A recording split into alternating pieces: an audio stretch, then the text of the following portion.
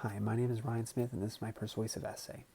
Throughout human history, we have been subject to outbreaks, pandemics, and many different diseases that have taken millions and millions of lives. Smallpox itself has taken over 300 million lives, according to the BBC and the Center for Disease Control and Prevention. Striking at any time due to our population size, our cleanliness, our quality of lives, humanity has dealt with these until we invented immunizations that prevent these deadly and contagious diseases. We've all been sick, hopefully with nothing more than just a cold, but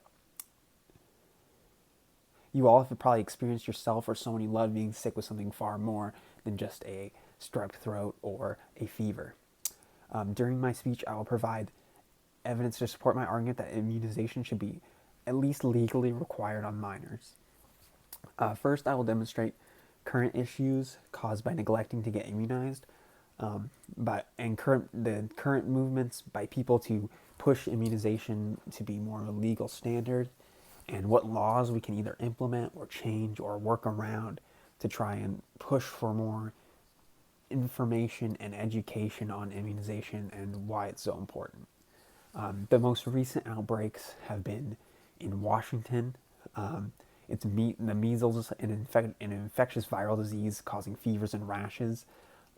It was immunized in 1963, according to the CDC.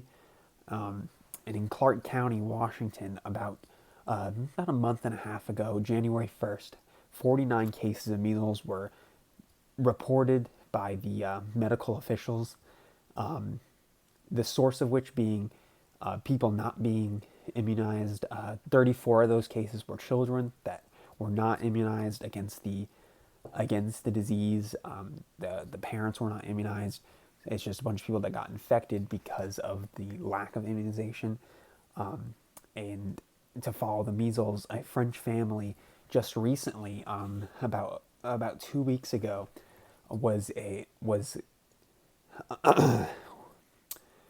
put under quarantine because they went to Costa Rica to go on vacation and brought with them their child who ended up getting the measles virus, causing them to go into quarantine.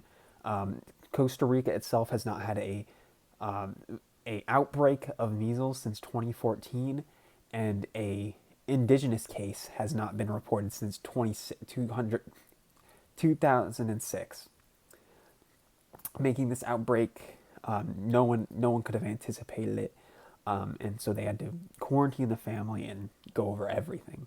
Now that we've talked about outbreaks that have occurred recently, let's talk about the people that have pushed forward movements or ideas to try and move immunization ideas closer to a standard. An Ohio teen recently testified to Congress, an 18-year-old who just recently turned 18. It was just last Monday, March 5th. It was March 5th. Ethan Lindenberger turned 18, went and got his vaccinations against his mother's will. His mother was an anti-vaxxer. And after that, he went and he testified to Congress stating that people who believe in anti-vax movements generally just don't have the information needed. They just they follow Facebook, they follow their message boards. They don't have all the ideas they need, and they don't have the ability to talk to the people who would be able to inform them of what vaccinations really are and how they are very important and very helpful to a child. The next step would be probably educating the anti-vaxxers. Obviously, the misinformation, again, comes from Facebook. An online site, Vaxopedia, has compiled a resource to show what kind of people generally change their minds, or what kind of resources you would need to try and change someone's mind about immunization if they're against it.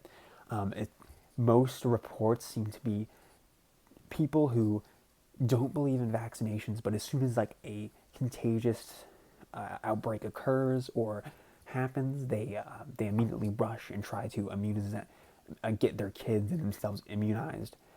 This happened recently. There was an outbreak of measles in Texas, that a family like Texas itself became it became very hard to find the somebody that would give you the shot because everybody was trying to get it because of the outbreak. Even the anti-vaxxers who would normally be against it.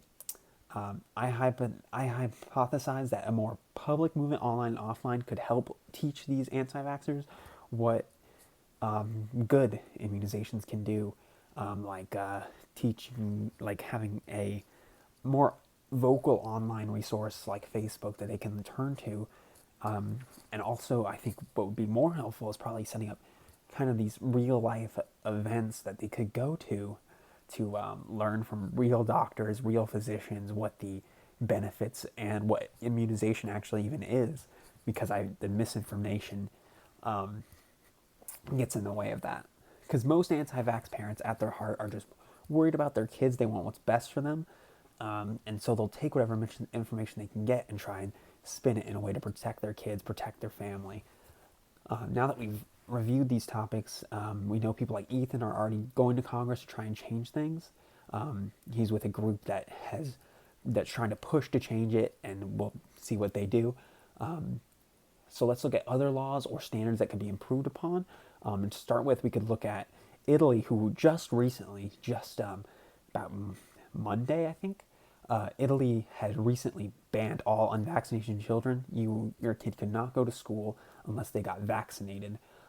This applies to children aged 1 through 6, children 6 to 7 through 16 still are mandatory to go to school, but instead of like a slap on the wrist, the parents are fined for not having the kids be immunized against all these like they need to be immunized against diphtheria, tetanus, pertussis, polio, measles, and rubella to go into the classes. And America has a very similar law in place in every state. However, it's not mandatory in a way because you can get around it with, some states will let you get around it with religious views, with philosophical views. You are allowed to not get your immunizations because of your differing ideals. I think a way around it could be maybe taking after Italy, setting up these fines or not letting the kids go to school. It should be maybe more strict, and maybe if you do have these very strong differences, maybe you should have to take it to a professional and have them talk about it instead of just going, nah, my kid's not getting vaccinated.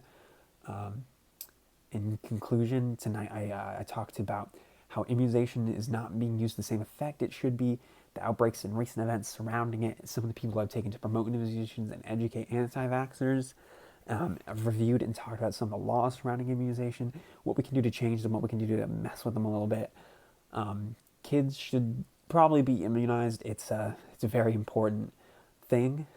It leads to longer lives, obviously. They're already young and they need to be able to prosper without worrying about things like polio striking them or measles. They should be able to live the long life they deserve. Thank you for your time.